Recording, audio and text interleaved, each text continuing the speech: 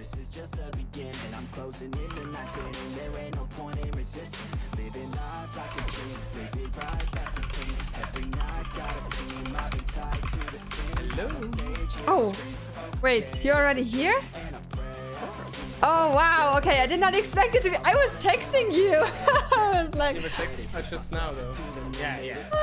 I was like, okay. I was waiting. I had your stream open in the background. Oh, I was like, I will wait a little bit. We still have time. I'll just text him that I'll be waiting in the casting channel.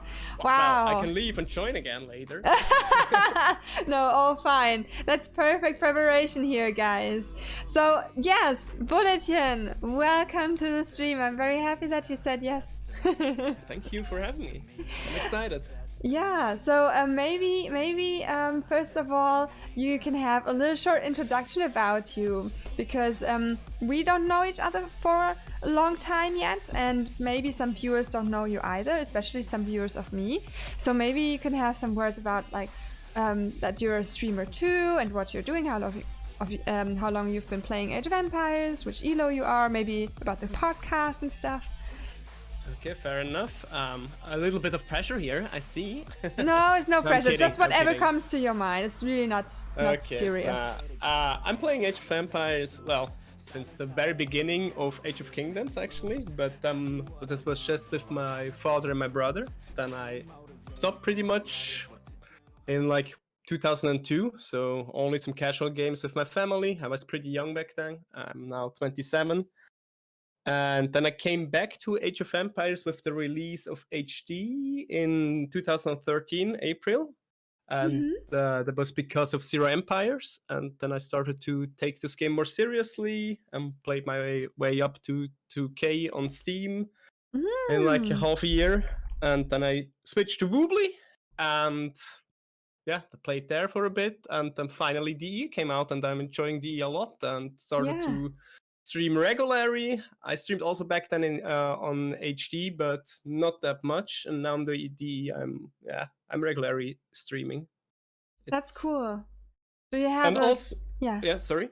Yeah, it's a little bit hard with the delay because you always talk at the same time and you cannot see each other. Just go ahead with what you wanted to say. I can ask afterwards. Okay. So the AOE podcast, maybe you've heard of that.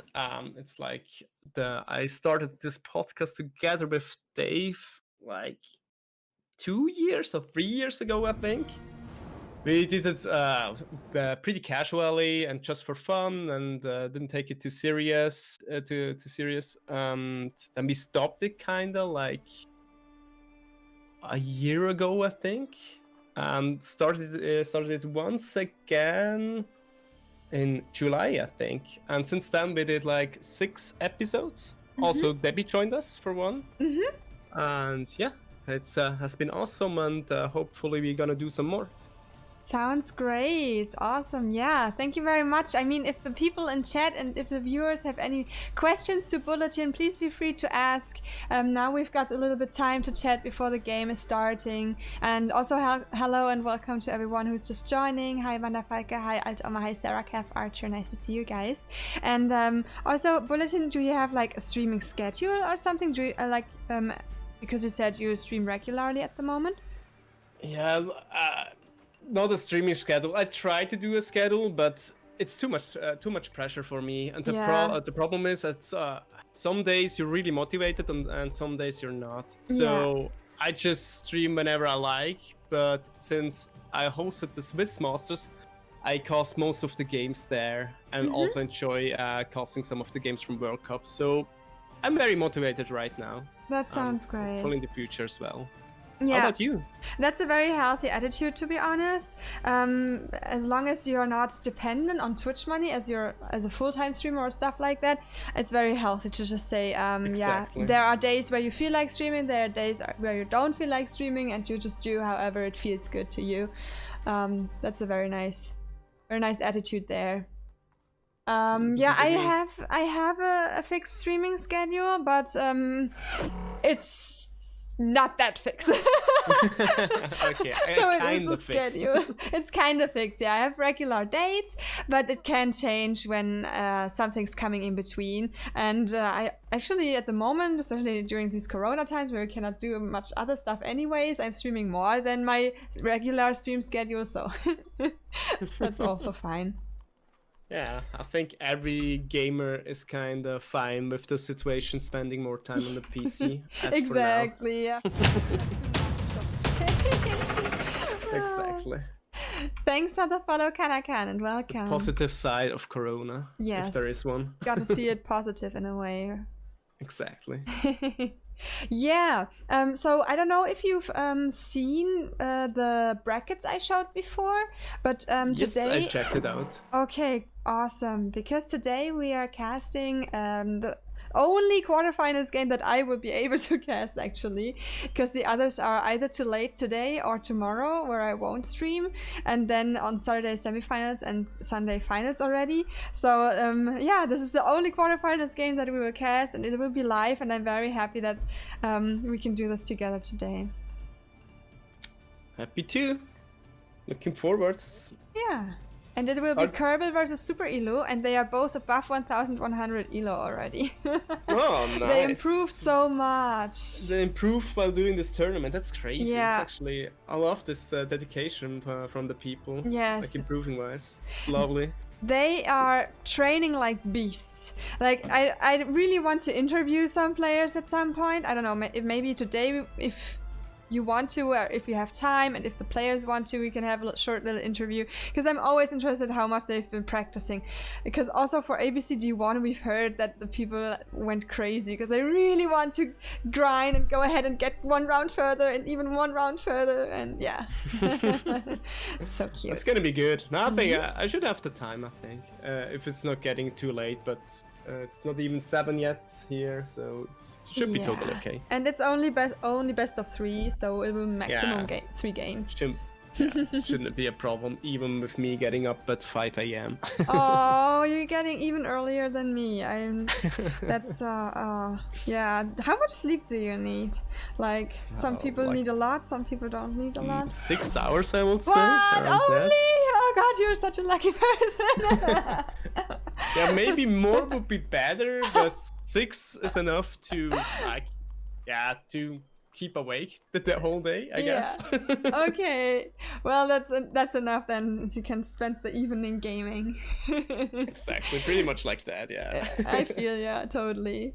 Thanks for the follows that are coming in. Hi, welcome everyone. Maybe those are people that you know, Bulletchen, I'm not sure, but if you don't know Bulletchen yet, exclamation mark Cocaster, and leave him a follow too, please.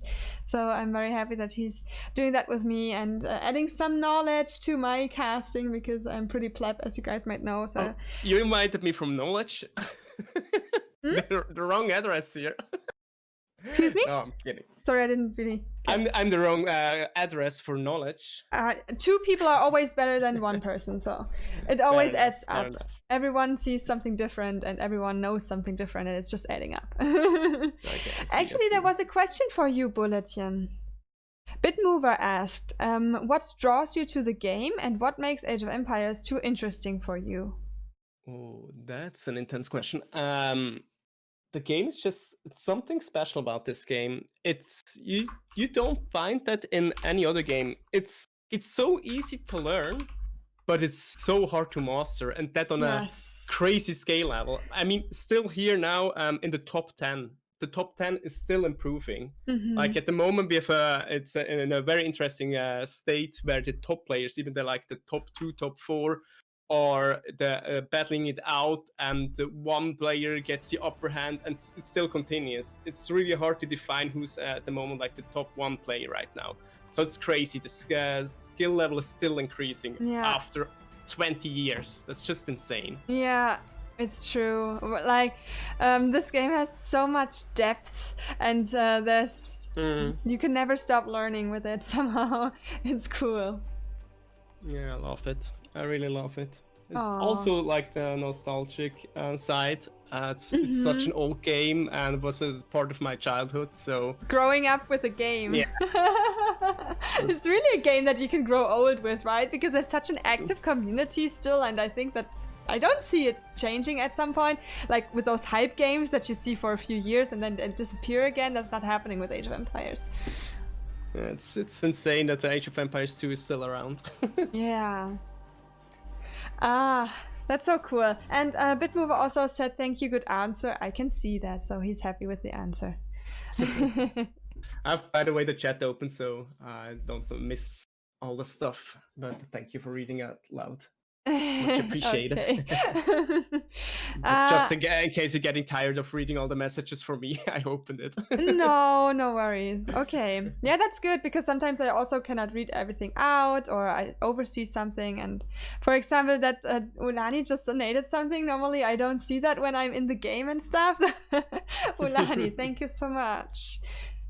Shot fired, hit. Thank you so much. And Bright Confusion, thanks for the nice words. Appreciate that too. And Salonmeister is also here in chat. Salonmeister unfortunately did not make it to the quarterfinals, but let me think. He played against Koerbel. So Koerbel is the one that kicked him out of the tourney. So he's probably interested in whether Koerbel will maybe make it to the finals, and then he can say he lost against the finalists. Not just kidding, but yeah. So Salon also came very, very far.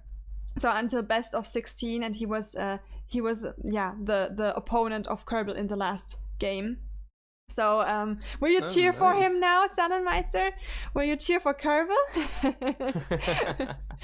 Hi, Bamo. Oh, okay. Rob Chang also gave me some more information. The lobby is already open. We have a lobby number. Nice. Fine custom game. Did you see it? By I'm any just checking chance? right now. There was in chat at some point a lobby number. Yeah, he's a nice person. You're all nice people. Danke, Frank. Aw, adorable. Yeah, they're really cute. Did you see the? I think you saw the YouTube video from Elfanto. Yeah, did you guys see the YouTube video from Elfanto? You saw Yeah, it, right? it was so wholesome. Like this attitude, that's like what you need to get good at this game. If if you just care about improving and like take the feedback as it is, it's so good. Like in half a year, you will be a very decent player, I think. Yeah, I Because really if you love not it like that, you improve so fast. the spirit from taking everything he could, analyzing this one game that he played, the one matchup. Unfortunately, he was already kicked in the first round. Like he really made the most out of it, and the casting and the hints that he could get. It was really, really, really great to see. I want to share it with the people here. Actually, I'll just open it quickly and then send you guys. Send you the link. Why a low elo player should play tournaments. That's his title of the video, and I think it's really great. He made so wholesome, as you said already. Spectate games, not lobby browser. Oops. Yeah. Oh, you still have time. The game starts in 2 minutes and 50 seconds. Okay, great. Explorer, thanks for the follow. Welcome to everyone who's just joining. Hi, Yip Yip. Hi, Bamo. Did I say hi? Sometimes I'm confused. Okay, I'll take the time to get ready for everything.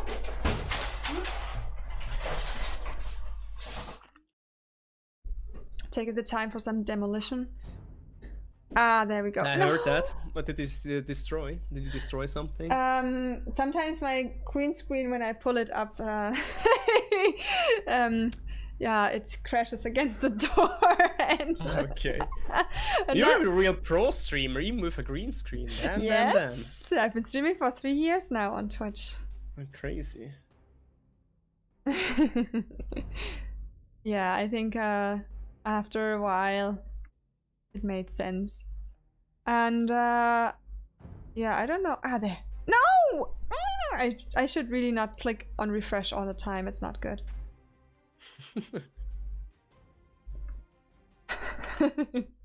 Always doing the same mistake. I just searched for the name and like that it worked. Like the what's his name? Koerbel6. Yes. Hi, Oceaning! Oceaning, are you excited for your match? You'll play tomorrow, right? Oh, I hope I can watch. Maybe leave to main menu and try again. Okay, I'll do that. Fortunately, we have so much time. True. There. Now I got it. Nice. Mayans. Well done, Artie. Thank you. Can I get an applause? A small little one. Okay. I actually had a very simple green screen. I just bought a green tuch. What's that called in English again? Can someone help me out with that English word? Which one? Tuch. Ein grünes towel. Tuch. Towel. Green towel. Yeah. A green towel? Ist es nicht Badehandtuch? Handtuch? Towel? Whatever. It was a huge green towel, and it always had those. Oh god! Like for that, I'm missing the vocabulary. I never use that. Falten geschlagen, whatever. It had shadows everywhere, and I don't know. It just did not work very well, and it was very time intense. And now I got this very comfy one where I just pull up and down. That's super fancy. Okay, it's starting, guys. Already. Okay, Oceaning, watch closely. One of them might be your semi-final opponent. Okay. We have Mayans for Superillu and Aztecs for Koerbel. Yes. Okay, yeah, I'm setting everything up here. Maybe give a short introduction and then we can hop right into the civs. So yeah, do you go for it? Okay, so yeah, this is ABCD2, guys. Welcome to the stream, welcome to the game. This is the match Koerbel versus Superillu in the quarterfinals. And we are seeing Superillu in blue with the Mayans against Koerbel in green with the Aztecs. And my co-caster today is Bulletchen. Thank you so much for casting with me. You're welcome. Hello everyone, and thanks for having me. I'm very excited about this game. Awesome. So, did you cast at the other rounds of those two players as well? Not all of them, but I've seen some games before, yes. So you think they're going for the same strategies? I don't remember actually which strategies they went before. Oh, okay, I don't enough. know that all by heart, to be honest. But I know that they've been really delivering great games and they're definitely playing better than me. So I will have a hard time figuring out things that they could improve, that's for sure. But I'll try my best. When you watch from outside, you always see more than when you're playing yourself. Definitely 100%, especially without Fog of War. It's a crazy difference. Yes, that's true. So far everything is very clean from both those players, and also blue with a bit of a better map, like he says, some nice wall lines and kind of easy to wall. If you look around like the forest, you can easily connect those with some palisades and have a nice little safe base. Only the main goal is kind of a little bit troubling because it's kind of in the front, but it's still near. There's the main TC, so shouldn't be too much trouble, I guess. Yeah, depends on how he's walling, right? Whether he will wall it in or whether he may wall a little bit around. So let's see how Superillu will go with that. And for green, the goal is also a little bit forward. But yeah, might also be able to be walled in with a little bit more far away. And or even ignore it and just go to the back goal, because in his back base he has actually a gold. Yeah, it's true. And the stone is also in the back. It's a pretty decent map, I would say. Also enough space, and he doesn't have to wall much if he's not going for the main gold. But let's see. Let's see how he will do. Okay, and regarding the civs, so we are seeing Mayans versus Aztecs. That's a classic, actually. Yeah? Yeah, because those are both like Meso civs, right? They're already played back then in the old times, because those two are no new civs. So this could be exciting. But no, only meso-civs means also no stable for any of these players. Yeah. So no fall units really, aside from the eagles. So we might see archers. Yeah, I think the mains player will definitely go for archers, and the AdSex player, he might go maybe a Drush or Man-at-Arms, something like that. Mm-hmm. But he could also switch into archers and later on Expos, because AdSex is also a very decent archery range. And maybe as well, they could go for a Drush or Man-at-Arms and later into archers as well. So both those civs are pretty straightforward. You also could go for Feudal Age and Eagles and stuff like that. And towers as well, but I think towers are not allowed in this tournament, right? If I remember correctly. Not before from the rules. Castle Age. No tower Yeah, rushes exactly. like placing a tower in front of the gold, and yeah, we were like, Yeah, we just. or just a allow boss it. killer pretty much on this level. So Yes. totally makes sense. Yeah. I like that rule actually for low elo tournament games. Thank you. You're welcome. Because yeah, it can give them a lot of struggle, and it's just somehow a little bit of Yeah. mean thing. And in sometimes, low elo. and sometimes the games can end pretty fast and get Yeah. decided pretty quickly because some players just don't know how to react to tower forwards. Exactly. So here we can see that Superillu is already 2 villagers ahead towards Koerbel, so a little bit less idling time it seems here for the blue player, just as a side note. Yeah, true, but don't forget, Mayans get like 1 villager extra at the start, so he's only ahead by okay, 1 villager actually. So he's just 1 ahead. Good Yeah, point. but still, small difference, but yeah. But what I noticed, like in the Bronze League from the Swiss Masters, in low elo games, that villager difference sometimes doesn't really make a big difference because the players can't really use it yet, like that disadvantage. So even when they have a lot of more resources, they are too slow to use them, sadly. So sometimes they still lose the games even with 50 villagers ahead. That's true, yeah, that's true. But let's see. I mean, those 2 players, I think they could meet at an eye-to-eye level that is a little bit above the complete beginner level. Now both scouts are about to meet, or are they just passing? It's just passing. Very close, but they didn't meet each other. What I really like about Blue, he already walled off some parts of his map. It's already pretty much a safe base. Yeah. But I think, is it just me or is in the back maybe a hole?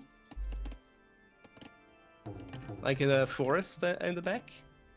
Looks like 1 tiny hole on that hill there. Oh, that would be so annoying if that was Yeah. true. If there was 1 tile open. Even on the I think hill. it is. Yeah, it's so mean. It's That just, is really mean. Sometimes map generations can just bully you pretty much. Yes, it happens so often. That's what we had told our players before already, that you always have to scout your map until the very edge when there is the wood patch, because it happens so often that there's just 1 tile not without wood and the enemy is coming through. Yeah, but surprising that this happens on every level. You can see that on the top level games, mid level games, low elo games, it doesn't matter. Okay. I think there's a saying from T90, there's always a hole, and that's pretty much true. Yeah, it's definitely true. We always say that too, because it happens to everyone. So we see Man-at-Arms from Blue pushing now against Green's wall, and at the same time, Green is coming with the Drush, and the left side of the base from Blue is still open, so he could potentially do some damage here. Yeah, both at the same time, arriving at each other's base. I like that a lot. So they're really play speed wise very similar, and having the same idea here.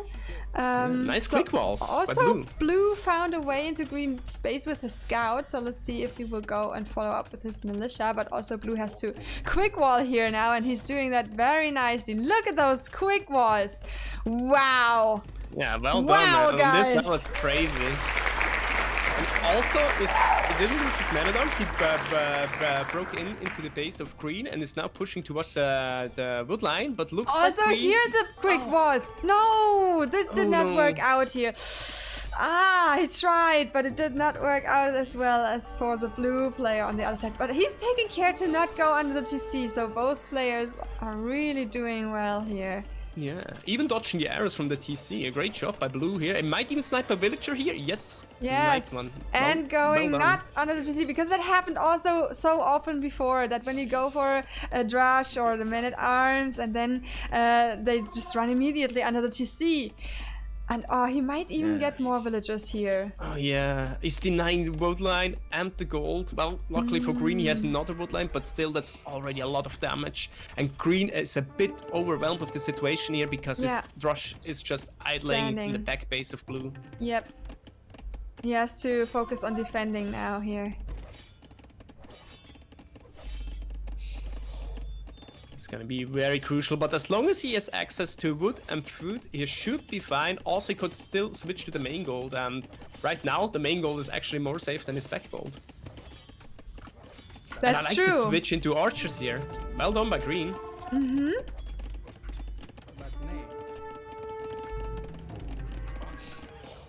Because archers pretty much counter like all the infantry, like Man-at-Arms, because they can just hit and run, hit and run. I don't understand that wall so much here. Maybe he tried to, wall out those wall out the base. Man-at-Arms. Yeah, the Man-at-Arms. But didn't work out, but he should be still fine, I think, with the archers. One Man-at-Arm down, another one going down, so looking okay. He's researching fletching now. Yeah, looking good for him now. A nice defense by him. But blue now on the way with like 8 archers actually, but without fletching. No upgrades yet. Yep. So let's see if he will still get the upgrade before he's attacking. We've said that over and over before in the castings. Try to get fletching before you attack. So let's see. Yes. He has the blacksmith and he clicks now. Nice. It worked. Your teaching worked. Yes. Oh, the viewers, our participants are even watching our castings and integrating the learning. So green has fletching and blue has fletching immediately with the archers. I'm so proud. I'm so proud. Yeah. So let's see. So nice. At the wood line, maybe the archers can even shoot across the woods. Yeah, I think so, but green already taking precaution and building a defense tower there. A tower? What do you think of the tower? Do you think that will save the wood line against the archers? Yeah, it saves the wood from the archers, but it's also very expensive because it costs 125 stone and you kind of want to save the stone for extra TCs in Castle Age. So that now means he has to either build a market and buy stone later, or build a mining camp and gather some stone. Yeah. Because when they reach Castle Age, they need the stone for the TCs. Yeah, but still, I think it's a nice move, and he's now a pretty safe base. And if his other woodline gets a rest, he can just send those villagers to the other woodline with the tower, and should be fine. And the blue scout, like running around with 2 HP in that base, he will be snagged at some point. He won't get out there anymore. Definitely not. And also I like the green rush, still with full HP chilling in the back base of blue. Yeah, they are just living a good life over there, hanging out. He's walling in the enemy scout now, walling out in. Out or in, yeah.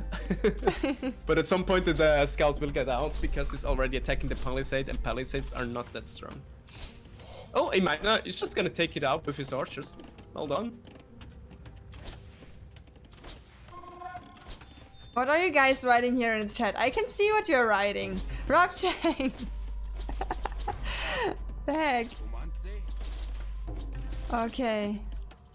Now a big archer army, 14 archers, and now green won't be able to finish that house as long as the archers are there. But so that's a massive attack here, where green has to defend against.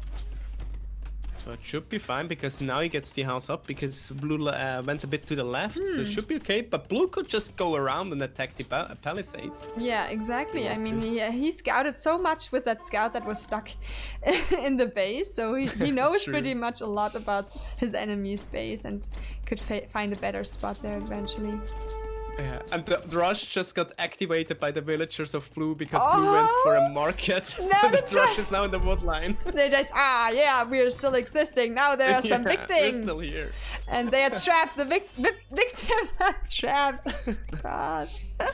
I feel bad. And now the table kind of turned here now towards in favor for green because he defended pretty nicely with his skirmishers against the archers, and now he's doing some damage with the rush. But they are under the TC.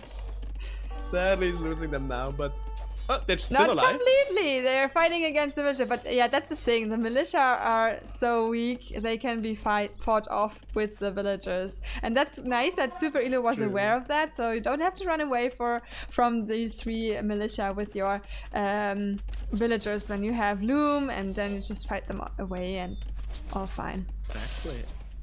And green already up on the way to Castle Age, already almost 40% up. Meanwhile, blue, now I understand why he's getting the market because he's missing the gold and probably wanted to sell our resources. Yes. And now he clicks up. Lovely. Yes. It's such a nice game. I love it already. So green is halfway to Castle Age now. Maybe let's see if that little time advantage can get him somehow a little bit back into the game. Let's see what it would do. If you were on ArtemizPlayz now, what would you do in this case? Do you think the earlier Castle Age can do something, or would you change your strategy, or how would you go ahead from here? I think because I would be the first up, I would decide to add 2 more TCs, and I think that's also the case with green because he already built a mining camp and is gathering stone, so he's going at least for 1 more TC, which is already good. Yeah. And also would add like the elite skirmish upgrade and add some more skirmishes because you're against Mayans anyway, and Mayans will go for expos into plumes most of the time, so you want to have elite skirmishes anyway. And he's researching elite skirmishers immediately. Nice. Very I'm proud nice of green. here. Yes. Green is playing this very well. Yeah, he's defending this so strong. But he's, losing one or another villager here and there sometimes. But the gap is still not too big. I mean, he clicked earlier up, and the blue's still on the way, so they're actually equally on the 43 villagers soon. Yeah, and yes, exactly. They are even with the villager count. It's really fascinating. Okay, blue still going ahead with his archer strategy. Building the second TC here and on the outer gold. For green, I'm not seeing a second TC yet. Yeah, I invested into a siege workshop. I guess he kind of had to do because he was against such a big army of 22 archers. So he needs either a mangonel or a scorpion, and he's doing that right now. Yeah, there's the scorpion. Expos with Bulletchen arrow are very scary. But so far, very close game. Green is still totally in this. It's just military-wise behind. Eco-wise, he's not yet, but will be soon because blue added the second TC. Yes, so now green has to make sure to get some TCs out. But looks like he's investing more into military because he's adding another barracks and looks... Oh, I don't agree with this. He's going for long swordsmen, but that's not very good. Long swordsmen are very bad against expos and against plumes.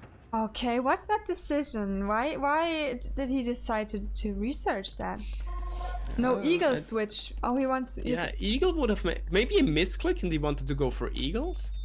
But blue is going for eagles now. Okay, that's actually... Okay, maybe green was just thinking ahead and thought like, well, blue will probably invest a lot into eagles. And against eagles, long swords are very good. So that would make sense. The problem is to die to the expos. Yes. So he has to get rid of the expos with his skirms, with his scorpion, and then against the incoming eagles that might come later, maybe he's preparing for that. That would be very forward-looking, farsighted gameplay. Also love the green's reaction. He didn't lose a single villager in his southern lumber camp. He saved all those villagers from the expos. Well done. Rotating them right in time. Yeah, but blue could do so much damage. If he gets in the back base in through the palisades, Yeah. he could do so much damage. He's playing quite passively with that huge archer army. In my opinion. He's just patrolling around in the front base. But Yeah. green doesn't know where the army is, and at the moment is... oh, he's going forward now with his army. This could be a very bad timing here, because blue's now starting to attack the palisade and will push in at some point. But there is a mangonel out there, guys. Will we see some bada boom? This is scary. Oh, this is scary. Oh my god. Okay, nothing happened. Nothing happened. One okay-ish hit, but that's not good enough. We're Yeah. gonna lose here a lot of villagers, probably. Yes. And he has not a second mangonel on the way. Why is he not building a second mangonel? Because he doesn't have the wood at the moment. Oh no, and He has all a- those exposed villagers here. A massacre! This could be game winning here. A massacre, guys! This is a massacre! The army pushed in now by green, but probably too late. The damage is already done. There's the GG call. Oh, there's a That's GG. very unfortunate for green. Do you think that was a little bit too early with the GG? Do you think green could have maybe recovered here? Or do you think that damage... I would Yeah. say, like, if the game was like 500 elo points higher, I would say, yeah, the GG makes sense, because the game is kind of over. But on this level, you never know. People tend to do still some mistakes. So green would have his chances. But the problem is, after such a move by blue, green is probably tilted and, well, already kind of residing inside his head, if you know what I mean. Yeah, That's difficult. That's something, a mindset kind of thing that you also have to learn and practice, just like your gameplay when you're playing competitively, I think, because yeah, otherwise you just lose the fun while playing games, right? And you don't want to play with toxic people or with your toxic own attitude. It's just not that fun anymore. And yeah, try to... But sometimes it makes sense to GG early, and so you can already focus on to the next game. So sometimes it makes sense, in my opinion. It's hard to find, like, it's a very much experience thing also. Like, when does it make sense to resign, and when do I still have a chance? Yeah, it's difficult. I would have struggled with that myself, probably. But on the other hand, I think it's a tourney and you don't want to resign too early, so don't get too tilted. Maybe you have a chance, you gotta try as hard as you can to get as far as possible. So if there's a slight chance, it's not a normal ranked game, it's a tourney game. Try a little bit longer. But yeah, I mean, Superillu played this very well, of course, and yeah, had that huge army, and I don't know, with the couple skirmishers here and the scorpion, maybe green would have just needed some more siege, and then if he would have built 2 more TCs at some point, yeah, could have worked out still. But yeah, of course, I mean, there's a big patch of villagers in the back that could have been eventually victim to the crossbowman army here, and yeah, I also see the point. I think even with the one mangonel, he would have fine if the other, like his own army was on the way to blue, and then he sent them back, but around his base, so they were with much delay. They were there to help. And if they would have been in the same position like the mangonel, green would have been totally fine, actually. Okay, so maybe rather keep your army a little bit at home. Yeah, as long as there's like attack. 30 expos outside of their base, I would say, yeah, you need to find this army and try to kill it. Yeah, it's always, we've seen that before also, when the own army is outside, then you have to go a long way around the base sometimes, or then to find the hole in your base or the gate. It's a longer way than when you have them already in your base and they just go straight, like, yeah, from that point. Yeah, I know what you mean. Yeah, GG to the players. Very nice quick walls that we've seen in this game here. Very smooth build order and nice picks. So So now it's the home map of Kerbal, right? Yes. Do they have already another game opened? Yep. Oh, On 4 lakes. Oh, already. Wow, they are fast. They want to get through this quickly. Oh, and what I like, both going for the super good pick Japanese. Hold on.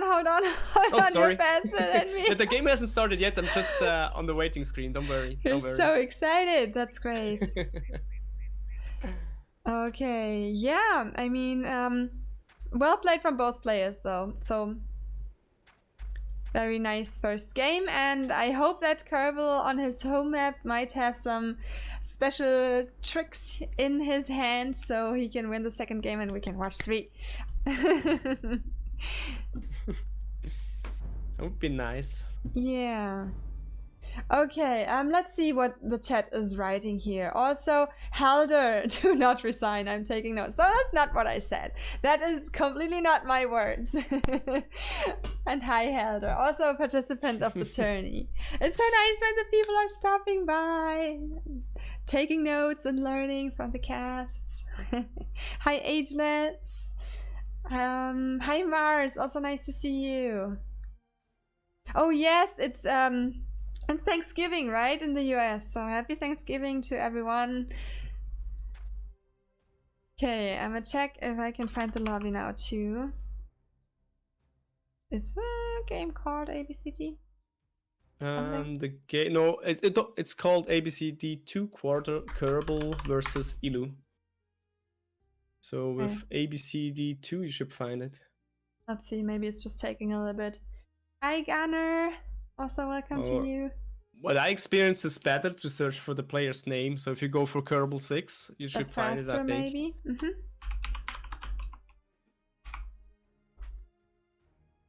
I don't want to click refresh all the time. Don't refresh. Yes, I know, Brati. Best of 5 next round. Yes, the semifinals will be best of 5. Hi, Sergold Eye. Hi, everyone. Maybe click once, refresh. Okay, I click once. And then never again. Oh yeah, there it is. Nice. Okay. Good job, Artie. Yay! This is an applause for me again. Oh, it started already. And which second are you? I'm second 12. Okay, I'm gonna watch your stream and just start then. Same here. So I probably started right at the very second I was able to find the game. Okay, guys. So this is game number 2 from the matchup Superillu versus Koerbel6 in our ABCD2 tournament, and this is the quarterfinals casting together with Bulletchen. And on this game, this is the home map from Kerbal, who lost the first match, and he decided for 4 lakes, and both players picked the Japanese. And yeah, that's a very popular civ for playing on 4 lakes, that the hybrid map here. Maybe Bulletchen, would you like to explain a little bit why? Sure. You pick Japanese on this map because of the fishing bonus. Fishing ships gather faster food, and also they have like more HP. So it's a very good pick and probably the best pick for this map. So I like that both players went for the good pick here. That's very good. Like, they know how to play this map. Yeah, this should be a very good matchup here for those players. Yeah, so it seems like they prepared already for this map, so both of them know a little bit, just to tell from the civ pick. Let's see who of them will be the better player on that map then. Yeah, the only thing that's for sure, yes, Bamo, is that the Japanese will win, so... Nice one. Yeah, that's for sure, so... Okay, and I'm excited because we've seen several styles to play this map already in the tourney. So we had games where no one went on any lake. I don't think that will happen on this map, with this matchup here. I think those players are quite experienced already, and here even seeing the deer push right now. Yeah, from I want a deer push under the was, TC, like a high level player, damn. So beautiful. Very impressive. And yeah, and we also had that both players went on their lakes, and then everything happened peacefully, so no one contested the other lake or anything. And we had already games, or one game I saw where they were even fighting on those lakes and contesting them with fire ships. So let's see how those two players will behave. Yeah. Hopefully they go for contesting, because it makes such a big difference if you get like 2 pawns or 3 pawns and the enemy only wants, because you have so much more fish. Fish, deep sea fish with fishing boats is the fastest income food-wise, especially with Japanese. So you don't even need to add farms, so you save wood and you're much faster up to Castle Age and to Imperial Age. Okay, and Superillu is already building the dock. It's almost ready, and Green is now starting to build the dock. So also, that's something on this map, especially, that you build the dock first instead of a mill. So we have also seen players, that just played it like Arabia. But the funny thing is that both players played it like Arabia, so it was completely balanced. Yeah, it makes no difference then. Yeah, that's both players play the same. Exactly. But yeah, on the other hand, now we can maybe see here some differences. Let's see. Yeah, I think the dock went up first for Blue. So Yes. Blue already with a small advantage here, because he got the first fishing boat out and just started to fish now. Oh, but Blue, go use the fish next to your dock. Come on, man. Oh yeah, he's sending his fishing ship like into the middle of the lake already instead of getting the close ones first. It's not a big difference, but still. Yeah. Also, The second one is going on the nearer fish. Also, it's really good here for Blue. He has shorefish next to the dock. That means Yes. the villager here can just gather the fish and put it inside the dock. Meanwhile, Green almost did the same, but his villager has to walk like 2 or 3 tiles here. Yeah. I just wonder whether Blue calculated this and Green. That would be insane. Okay. He plays very decent. Blue What also. did you say is his rating from Blue? Blue is 1,200. 1,200 already. Okay, impressive. Yeah, they're improving so much. I think when you're like in this elo range around 1,000-ish, and you just get a little bit more knowledge from and practicing from the tourney, you can improve with your elo so fast. Yeah, 100%. Theories make you so much better. As well, when you have casters who analyze your games and you rewatch that, you learn so much. Yeah. And also Alfanto in his YouTube video pointed that out very nicely, and he really put all the inputs, like pointed everything out that we said and really sucked it up. And that's why I agree, if you're low elo and you want to improve, participating at a tourney that is being casted is the jackpot. It's super helpful indeed. Okay. Ooh, and Blue already doing his militia. Blue Same for Green? sending the militia. They're both going for the militia. And Blue found his opponent. Green now found his opponent too. Let's see. Hopefully his scout won't die on the TC. No, he's fine. No, I shouldn't. Only 3 villagers, so that TC doesn't make so much damage. Okay. Survive with half HP, but half HP or not, like full HP is a lot more helpful It's than better. a half HP scout for the rush, but Yeah. let's see. Let's see how it will go. So the blue militia are already at the base of the opponent. The green are just starting their way. There are some villagers getting the hunt here, the zebra. They met each other and be like, okay, let's slap each other quickly and then go away again. And everyone heads to the opponent. But some nice hits from green there. One militia already very weak. Yes. But people should learn that they should use patrol, so their units attack automatic without them paying attention to it. Mm-hmm. And now Blue walling in his villagers with those quick walls again. We're seeing the quick walls again. Blue upgraded his militia to the man-at-arms. But now the green militia under the TC. No, you don't want that to happen to those weak militia. The nice thing is that he delayed the building of the archery range a little bit because the villager had to take the time to get walled in. Green. See. No, green. Oh, nice quick. Come on. Come on, green. Finish the quick wall. Finish the quick wall. Oh, come on, right, one time more. One more, yes. I think he's safe, right? Yeah, he's safe. Oh, Now he's safe. so nice, our players. They're the quick wall beasts. Look at our quick wall beasts here. Awesome job. Oh, but the Palisade already pretty low HP, but great awareness by him and he's repairing it. Yes. He needs another villager to get this range up and he kind of needs the range. Otherwise the man-at-arm will be... Yeah, they will kill everything pretty much. Yeah. So he has to repair here all the time. He also had to take care a little bit at his own militia. Unfortunately, they weren't able to kill any of Blue's villagers because Blue very nicely fought them off with the villagers. They are quite strong against those militia. And now take care, Green, because the men-at-arms are almost breaking through your wall! And they're... Oh, no. They're in. They just watched the villager building the archery range. They're like, okay. He could even wall them out now. Nice. He could wall again. Just wall again. Just do it. That would be so hilarious. Nice. Oh, he's escaping. Yes, he saved it.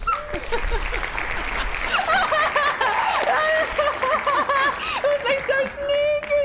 Oh my god, I love this. What was that? That was hilarious. I loved that. That was crazy. How did you manage that, man? And on the other hand, here is still open on the other side, so the men-at-arms could have also just gone somewhere completely else. Yeah, true. That was so funny. Oh, what a good move here. And now men-at-arms under the GC. Getting some damage, but not dead yet. Yeah, but still very weak, so he could even take the fight now with villagers, I think. Still risky, but he could do that. Also, I like that Green already docked 2 pawns and has on both pawns fish out. Meanwhile, Blue just docked now the southern pawn and no fish out for him yet. And that's funny because I don't know, did they both know? It's funny because they both just scouted like the respective other pond and like without saying anything or doing anything they agreed on just take the opposite ponds and none of them are on the same pond. It's funny. Okay. Whoop. What's happening? I think I'm fast forwarding a little bit here. Okay. Oh, you're fast forwarding? Then I fast forward. I'm at 1654 now. 7, 8, 9, 17. Sorry, I clicked some again. Don't worry. Okay. I casted with Dave before, and I'm used to stuff like that. Oh, hopefully he's not watching now. What I like is that Blue is coming with upgraded archers, so they have the fletching, and Green. Let's see how Green will react on that, because it's basically the same scenario, right? So last time Blue was very fast with his archers coming over, putting pressure. And this is happening again here in this match right now, so... It's not looking good. I don't think he has enough to defend here. Only 2 skirmishes and 2 archers. But Blue looks like he's going back. He's kind of scared of the skirmishes, but ooh, never mind. He's taking the fight and... Yeah, this is now looking very bad for Green. Yeah, now he has to come up with something. Probably needs a tower or... I don't know. Yeah, here are I think he's very overwhelmed a juicy bit right villagers. now. Because it doesn't look like he knows what he's gonna do now. Yeah. He's maybe panicking a little bit right now. Mm-hmm. Yeah, he doesn't need those villagers at the barriers. Exactly, just bring them to safety. But what I also don't like is to send single skirmishers out. Oh, did he resign? No way. Oh. GG. But it's kind of understandable at this point. Because he's only 1 range.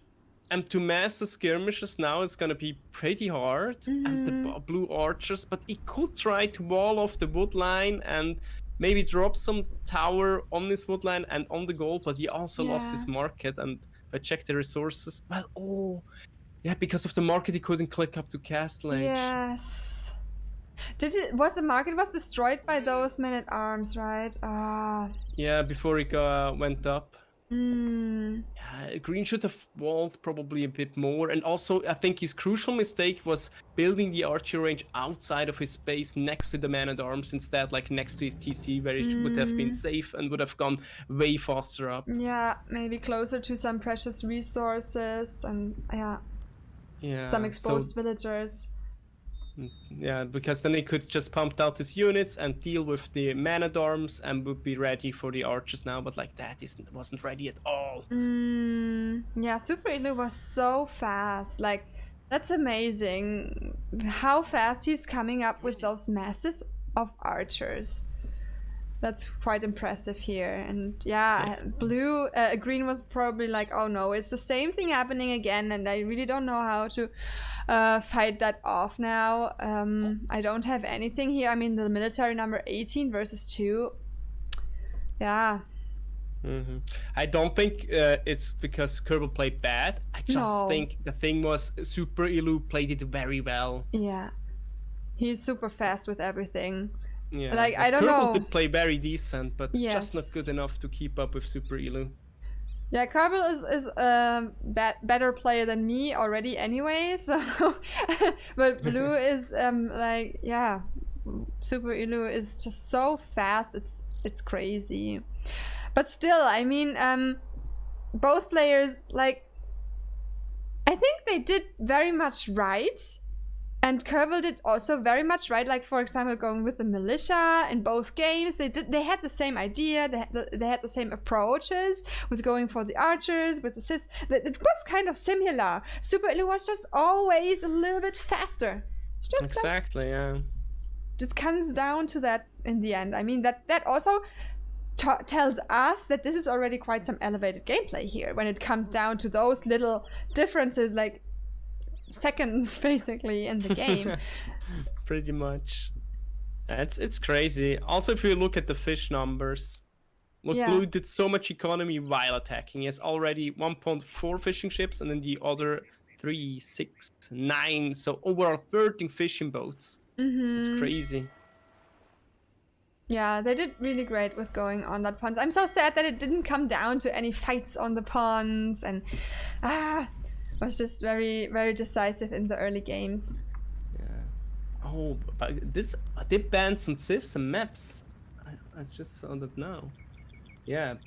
Koerbel banned Chinese and Arena, and Superillu banned Lithuanians and Oasis. Okay. So I guess Koerbel probably planned something with Lithuanians, and that's why Superillu banned them. Yeah, I mean, they were able to watch games from each other, from their opponents, right? The matches, they are all recorded, they've all been casted, so they know weaknesses and strengths of their opponents too. Maybe it would be interesting if, I don't know, if Superillu, or I don't know if Koerbel feels like coming for a short chat, just to have a little bit some insights behind the scenes, like what were their thoughts about their picks, or what did they know about their opponents, how did they prepare. That would be interesting to know. Hi AJ, hi, welcome to you, it's nice to see you, and thank you so much for participating at the tourney. There's our other girl that came to until the best of 16 here in chat. It's nice to see you. Hi and welcome. Good evening. Lith bands killed me, said Koerbel. Yeah, maybe they were his like strength in this matchup, and Superillu was like, yeah, I know that's your strong civ. We can just ask him now because he's already here. Hello, Superillu. Wait. Good evening. I cannot hear him. You can't hear him? He's here. It's just maybe his microphone is not that loud. Superillu, can you say something again, please? Good evening. Oh, you were so quiet. I put you at 200%. Let me check if I can volume. change that. Maybe, yeah, I don't know, a little bit closer. Okay, with 200% it's fine actually, but if he turns it up now, then it's gonna be super loud. So I'm gonna turn it down already. Okay, I turned it up a little bit. Yeah, that's much better. Thank you. Okay, so Gigi, first of all, also, Koerbel is also here. Oh, guys, you are so cute. Applause to you. Gigi, thank you so much, guys, for playing. Thank you so much for participating, for being here, for being willing to talk to us. And you've come so far. So both of you, you can be so proud. You're such strong players. I'm so impressed. GG, played. Koerbel. Hi. Good games. Yeah, maybe we can ask you guys some questions. I don't know. Also, people in chat, if you have any questions to our participants, now we have the unique chance to ask Koerbel and Superillu. So if you have any questions to them, feel free to ask. Maybe Bulletchen, you can have a look at chat with me. And then, yeah, so maybe first of all, I would like to know about this game, how you guys, like prepared for it. Did you know a little bit about your respective opponent, or did you practice with knowing some strats against them, or what they're playing, or what they could play? I exactly know what he was gonna do, so I expected Mayans on Arabia, and I wanted to play Skirms and Men at Arms, but he was so strong he killed me before I had a chance to do this. And Okay. second game I wanted to play Lithuanians, and I knew he was going to pick Japanese, but he banned them, so Okay. I had no idea how to play. So how did you know that Superillu would maybe go for Mayans? Did he do that before, or in the other games? Salon, actually my opponent from before, has shown me an app where you can see the best civs from your opponent, and just know that Mayans is his best civ. That's very helpful. Did you know about that, Superillu? No, I did not. I will definitely check that out. Yeah, but see, you can even learn something from Koerbel here about the app. That's cool. Very nice preparation here, Koerbel. Yeah, I mean, Superillu, he was super fast with everything. Like, I'm thinking about, I could do that now maybe, or he could maybe go for skirms, and in the same time, Superillu was like there with 30 archers, and then it's even. Yeah, it doesn't matter what you're doing. He's just there with a massive army already. I'm just wondering, Superillu, how much do you practice? Like, how much did you practice with throughout the tourney? In the beginning, I played quite a bit. As you might have seen, my elo got up. But in the last weeks, I mainly tried to sit on the sofa and recover from Corona. Oh, true. You're even. Oh no, feels bad, man. Even sick, yeah. So if I actually played the last ranked game last weekend. Okay. So it's been a while. Okay. I played a little bit against the AI to get the build orders in. And a couple of games with a training partner. Yeah, okay. That was all random, so no specific build order trained.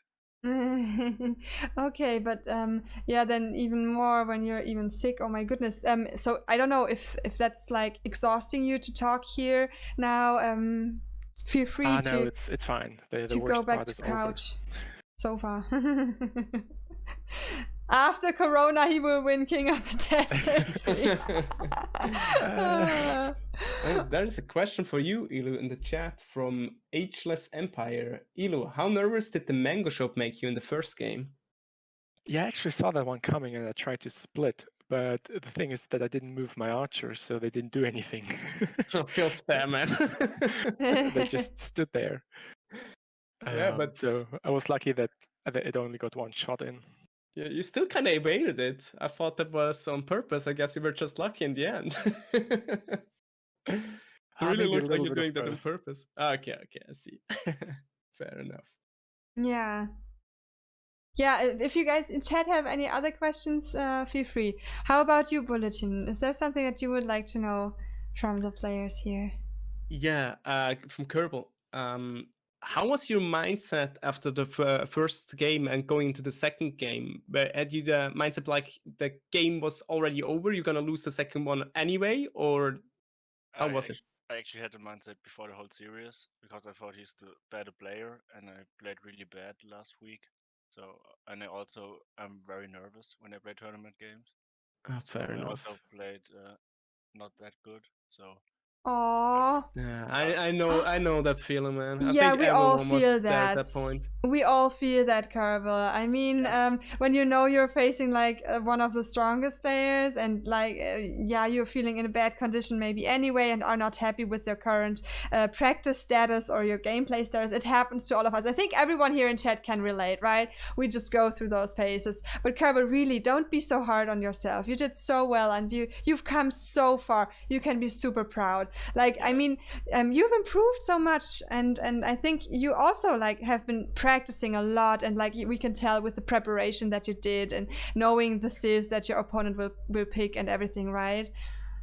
Yeah, I'm happy. I really grinded the game, and now I'm happy to can play other games again. Yeah, you can be really proud, and I'm sure that you will improve further and further, and we will hear from you in the higher elo soon. I'm pretty sure about that. And was it the first tournament that you participated? Yeah. Oh, okay. Nice. Already the first one getting to quarterfinals. Yes, the first tourney and getting to quarterfinals. That's quite insane. Yeah, yeah. Also here in chat, they say Koerbel played really, really well, and yeah. So props to you for sure. Don't be sad. You've come really far. Well, I'm not sad. I hope Illu will win the whole thing now. Yeah, now you can cheer for Illu. I know that feeling. You can cheer for Illu. Yeah, so Superillu, just maybe my last question for today. What will be your plan for the next the semifinals? I mean, you'll be a semifinalist now, and how will you prepare for that? What are your plans despite Corona? I mean, it will happen in 2 days. On Saturday, semifinals will happen. So, what's your strategy for preparation? Trying not to think too much about it. Not to get too that's nervous. Mainly it. But I might check out this website where you can see the civs of your opponents. Yeah, that's very helpful. Yeah, definitely check out the opponent in beforehand. So that's a very good thing that Koerbel did here. So it's really, really good when you know your opponent has like a one-trick civ or a very, very strong civ that he's playing over and over again. Then you know already you can ban that civ, or a map that he's played very well, or a map that he's played very weak that you can maybe pick and then crush him on that. So yeah, just getting some additional information can be very helpful. Yeah.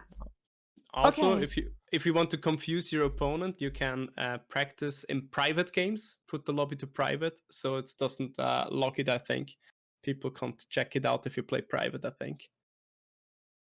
Yeah, I think so. Oh, I'm learning all the tricks. Yeah, all the tourney tricks. Yeah, and Robchang also mentioned just mentioned that in the semifinal will be best of 5, so more matches to play, and maybe you got to prepare for some more maps and civs here, Superillu.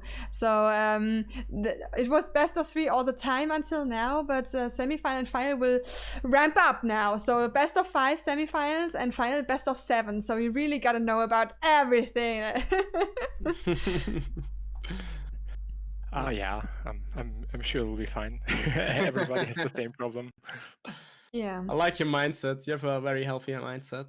Yeah, I think the most important thing is then when you're participating at something like that is to have fun, right? And enjoy it and get to know the people and have some community atmosphere somehow. I think that's something really, really cool. And practicing together and coming together, watching the games together, everyone in chat commenting and being like, this is so exciting. And I think that's a really cool feeling, just the atmosphere itself to be part of this. That's really cool. And yeah.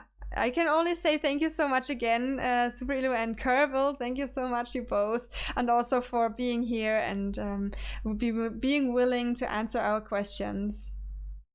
Thanks for casting. Yeah, thanks for having me, and thanks for organizing the tournament. It was lots of fun. Oh, I'm happy to hear that. Thanks, guys. And then with that, I would like to release you into the evening. Thank you so much for playing. Good luck, Superillu, in the semifinals. Yeah, thank you. Yeah. Have a nice bye evening. bye. See you both of you. Bye.